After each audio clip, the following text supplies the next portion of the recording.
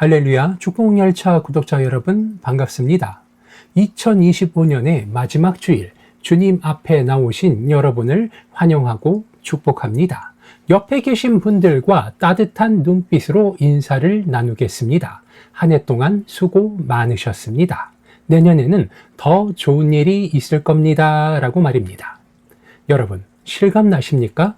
2025년이라는 시간의 열차가 이제 종착역에 도착했습니다. 지난 1월 송구영신 예배를 드리며 야심차게 시작했던 올 한 해, 어떤 분에게는 눈물나게 감사한 한 해가 되었을 것이고 어떤 분에게는 빨리 지나갔으면 좋겠다 싶을 만큼 고단한 한 해였을지도 모릅니다. 이제 우리는 2025년이라는 광야를 뒤로 하고 2026년이라는 새로운 시간의 강가에 서 있습니다. 마치 오늘 본문에 등장하는 이스라엘 백성들처럼 말입니다. 오늘 본문 여호수아 3장의 배경은 이렇습니다. 이스라엘 백성들이 40년의 기나긴 광야 생활을 마쳤습니다. 이제 눈앞에는 하나님이 약속하신 땅 가나안이 보입니다. 그런데 그들 앞을 가로막고 있는 거대한 장벽이 하나 있습니다. 바로 요단강입니다. 지금 시기는 보리 추수를 하는 때라 강물이 뚝에 넘칠 정도로 불어나 있었습니다. 다리도 없고 배도 없었습니다. 그런데 하나님은 이 강을 건너라고 하십니다. 백성들의 마음이 어땠을까요? 설렘보다는 두려움이 앞섰을 것입니다. 과연 우리가 저 강을 건널 수는 있을까? 저 건너편에는 거인들이 산다는데 우리는 살아남을 수 있을까라며 말입니다. 사랑하는 축복열차 구독자 여러분, 이것이 바로 오늘 우리의 모습이 아닙니까? 내일 모레면 밝아올 2026년, 뉴스를 보면 경제 전망이 어둡다고 합니다.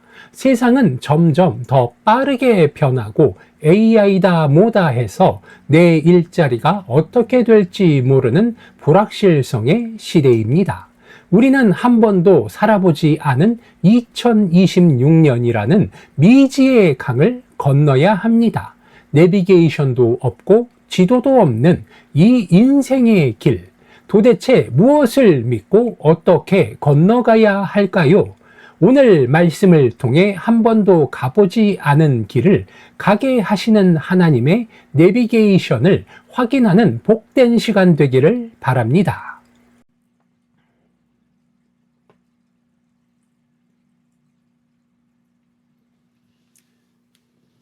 오늘 성경의 본문을 보니 언약궤 뒤를 따르라 라고 이야기하고 계십니다. 가장 먼저 하나님은 여호수아를 통해 아주 구체적인 지침을 주십니다. 3절을 보십시오. 너희는 레위 사람 제사장들이 너희 하나님 여호와의 언약궤를 매는 것을 보거든 너희가 있는 곳을 떠나 그 뒤를 따르라 라고 말씀하고 계십니다. 하나님은 물살이 약한 곳을 찾아라 혹은 수영 잘하는 사람을 앞세워라고 하지 않으셨습니다. 오직 하나, 언약궤를 따르라고 하십니다. 언약궤는 무엇입니까? 하나님의 임재이자 하나님의 말씀입니다. 즉, 내 생각, 내 경험, 내 상식을 따라가지 말고 오직 말씀이라는 오직 말씀이 가는 대로 따라가라는 것입니다. 2000규빗의 거리를 두라고 하셨는데 4절에 보니 그런데 4절을 보니 아주 특이한 명령이 나옵니다. 그러나 너희와 그 사이 거리가 2000규빗쯤 되게 하고 그것에 가까이 하지는 말라. 그렇습니다. 언약궤를 따라가되 바짝 붙지 말고 2000규빗 정도 떨어져서 따라오라는 것입니다. 1km에 가까운 거리입니다. 왜 하나님은 멀리 떨어지라고 하셨을까요? 그냥 가까이서 호위하면 더 좋지 않았을까요? 여기에는 두 가지 중요한 영적 원리가 있습니다. 먼저 시야를 확보하기 위함입니다. 수십 수백만 명의 이스라엘 백성이 이동을 하고 있습니다. 만약 앞 사람이 언약궤에 바짝 붙어 있으면 뒤에 있는 사람들은 언약궤가 보이지 않게 됩니다. 앞 사람 등짝만 보입니다. 하지만 언약궤가 저 멀리 앞서가면 맨 뒤에 있는 사람도, 키가 작은 사람도 그 언약궤가 그 언약궤가 어디로 가는지 방향을 볼 수 있다는 사실입니다. 우리가 인생의 문제에 너무 코를 박고 있으면 하나님이 보이지 않습니다. 내년 카드값 어떡하지? 취업 어떻게 하지? 현실의 문제에 너무 가까이 붙어 있으면 하나님이 이끄시는 큰 그림을 놓치게 됩니다. 2026년에는 문제와 씨름하지 말고 한 걸음 물러나서 하나님이 내 인생을 어디로 이끄시는지 바라보는 믿음의 거리를 두시기 바랍니다. 언약궤는 하나님 그 자체입니다. 함부로 만지거나 가까이 할 수 없는 거룩한 존재입니다. 광야 40년 동안 그들은 매일 구름기둥, 불기둥을 봤습니다. 매일 만나를 먹었습니다. 기적에 익숙해져 있었습니다. 익숙해지면 소홀해지는 법입니다. 하나님을 내 친구처럼, 내 비서처럼 가볍게 여기기 시작하게 되는 것입니다. 하나님은 요단강을 건너기 전 다시금 경고하십니다. 나는 너희의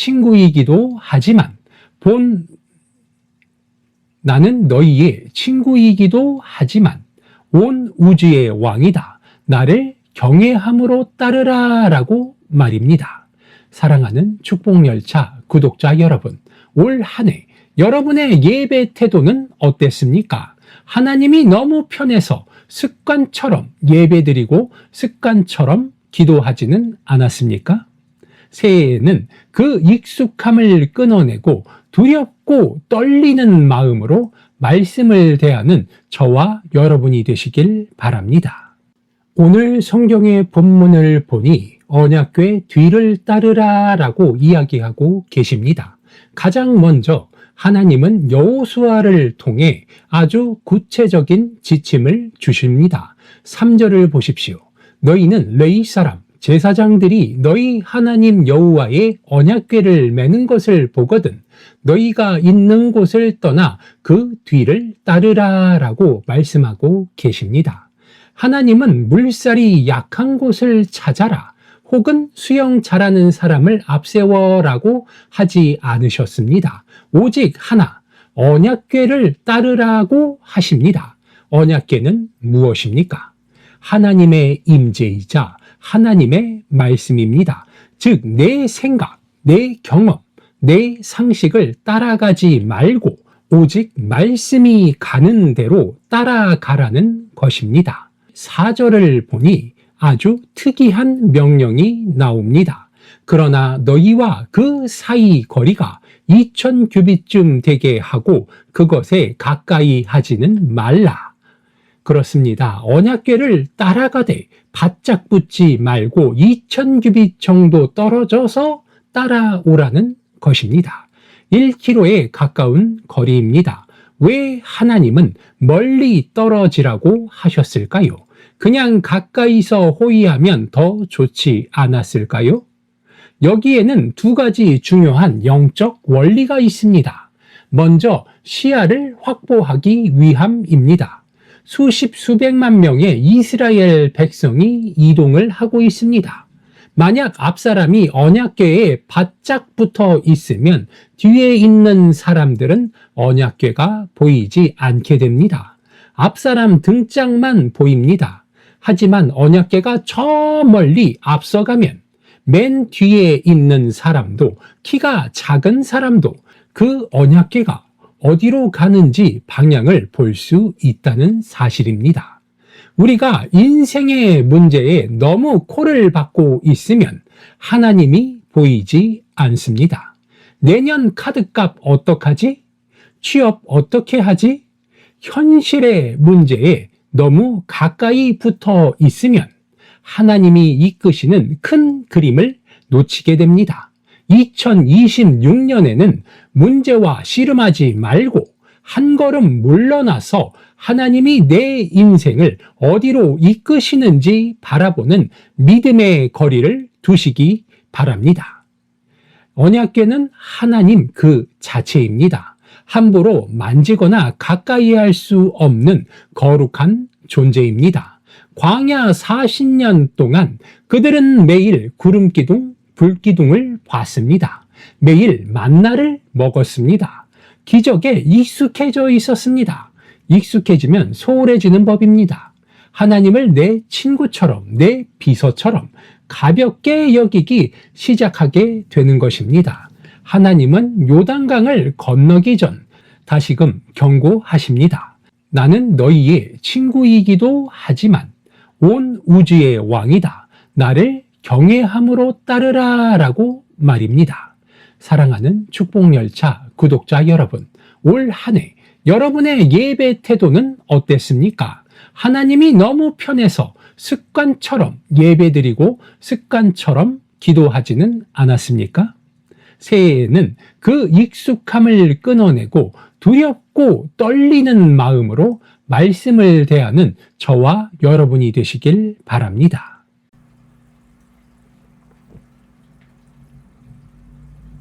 하나님이 언약궤를 따르라고 하신 결정적인 이유가 4절 하반부에 나옵니다.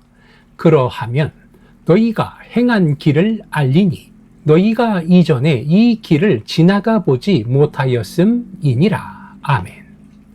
이전에 이 길을 지나보지 못하였음이니라. 이것이 바로 이 구절의 핵심입니다. 이스라엘 백성들은 광야 전문가였습니다. 40년을 살았습니다. 어디에 텐트를 쳐야 하는지, 뱀을 피하려면 어떻게 해야 하는지 다 알고 있습니다. 하지만 지금 건너려는 요단강과 그 너머 가나안 땅은 한 번도 가보지 않은 길입니다. 광야에서의 노하우가 가나안에서는 통하지 않는다는 소리입니다. 우리는 종종 경험이라는 함정에 빠집니다. 내가 2025년에도 이렇게 해서 성공했으니까 2026년에도 이렇게 하면 되겠지. 내가 이 사업을 10년이나 했어. 내 감을 믿어라고 말입니다. 하지만 여러분, 2026년은 그 누구도 살아보지 않은 새 날입니다. 내가 가진 지도는 2025년 버전입니다. 업데이트 되지 않은 낡은 지도입니다. 내 통장 잔고, 내 인맥, 내 경력, 이런 것들이 나를 지켜줄 것 같지만 인생의 요단강 앞에서는 아무런 힘을 쓰지 못하는 것입니다. 새로운 길을 갈 때는 새로운 가이드가 필요합니다. 길 없는 곳에 길을 내시는 분, 시간의 창조자이신 하나님이 2026년의 유일한 가이드이심을 깨닫게 되시기 바랍니다. 그러므로 우리가 1월 1일부터 해야 할 결단은 이것입니다. 내 경험의 지도를 덮고 하나님의 말씀을 펴도록 하겠습니다. 자, 이제 강을 건너기 직전이 시작됩니다. 내일이면 전쟁이고 험한 강을 건너야 합니다. 그러면 여호수아가 뭐라고 명령을 해야 합니까? 칼을 갈아라. 튼튼한 밧줄을 준비해라. 수영 잘하는 조를 짜라. 이게 상식입니다. 그런데 5절을 보시기 바랍니다. 여호수아는 엉뚱한 명령을 내립니다. 여호와가 또 백성에게 이르되 너희는 여호수아가 또 백성에게 이르되 너희는 자신을 성결하게 하라. 여호와께서 내일 너희 가운데에 기이한 일들을 행하시리라. 아멘.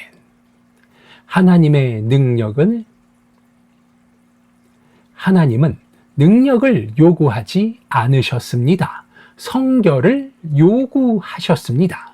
이것이 하나님의 방식입니다. 세상은 성공하려면 스펙을 쌓아라, 돈을 모아라 라고 이야기합니다. 하지만 하나님은 내 기적을 보고 싶으냐? 그러면 너를 깨끗하게 씻어라 라고 말씀하십니다. 왜 성결일까요? 하나님은 거룩한 분이기 때문입니다. 거룩하신 하나님은 더러운 그릇을 쓰지 않으십니다. 아무리 금그릇, 은그릇이라도 그 안에 오물이 묻어 있으면 주인은 그 그릇에 밥을 담지 않습니다. 조금 이가 나갔어도 투박한 질 그릇이라도 깨끗하게 씻겨 있으면 주인은 그 그릇을 씁니다. 우리가 송년주일에 해야 할 가장 중요한 일은 새해 계획을 세우는 것보다 회개하는 것입니다.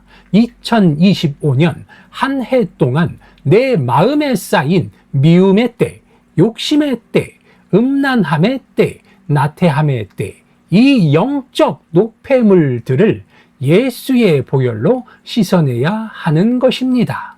하나님, 2026년에 복을 주세요 라고 외치기 전에 그 복을 담을 그릇을 닦으시기 바랍니다. 회개는 후회가 아닙니다. 회개는 하나님과 주파수를 맞추는 작업입니다. 우리가 성결해질 때 하나님은 내일 우리 가운데 기이한 일, 즉 상상하지도 못한 기적을 행하실 것입니다. 하나님이 언약궤를 따르라고 하신 결정적인 이유가 4절 하반부에 나옵니다.